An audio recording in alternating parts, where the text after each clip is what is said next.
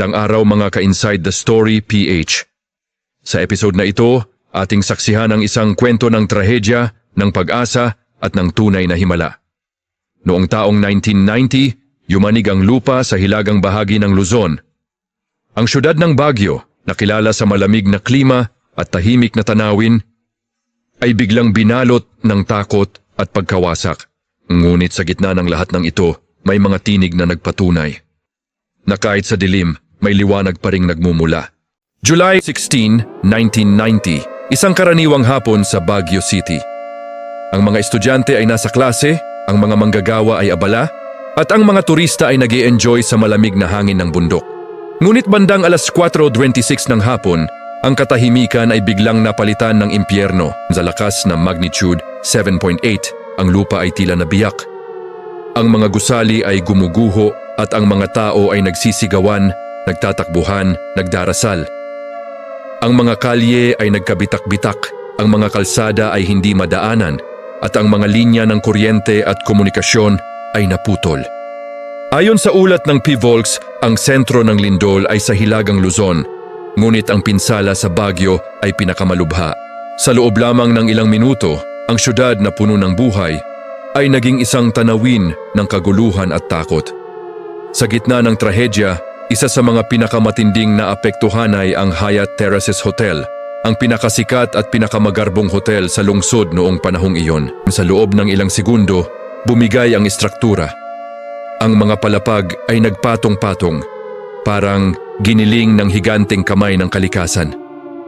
May mga bisitang kumakain sa restaurant, may mga empleyado sa kusina, at may mga pamilyang nagpapahinga sa kanilang mga silid.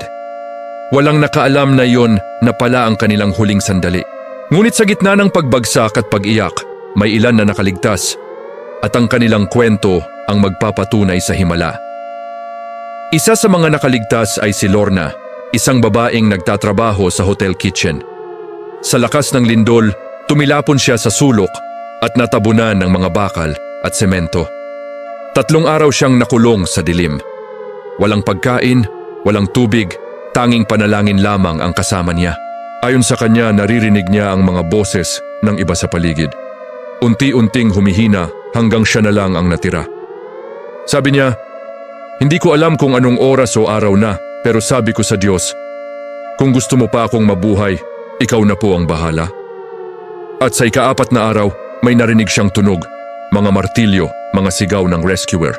Sumigaw siya pabalik at doon nagsimula ang kanyang muling paghinga. Habang ang buong lungsod ay wasak, ang mga rescuer, sundalo, bombero at volunteer ay walang tigil sa paghuhukay. Gamit ang kamay, pala at lakas ng loob, isa-isa nilang hinahanap ang mga buhay pa. Araw at gabi silang nagtrabaho sa gitna ng ulan, pagod at aftershocks. May mga pagkakataon na naririnig nilang humihingi ng tulong ang mga tao sa ilalim. Ngunit hindi nila ito agad marating. Marami rin sa kanila ang nasaktan, ang ilan ay nasawi habang tumutulong. Ngunit sa kabila ng panganib, wala ni isa ang umurong. Dahil para sa kanila, bawat buhay na mailigtas ay isang himalang hindi kayang tumbasan ng kahit ano. Pagkatapos ng lindol, ang syudad ng Baguio ay unti-unting bumangon. Ang mga eskwelahan ay muling itinayo, ang mga negosyo ay nagbukas, at ang mga residente ay muling nagbalik sa normal na buhay. Ngunit ang sugat ng nakaraan ay nananatili.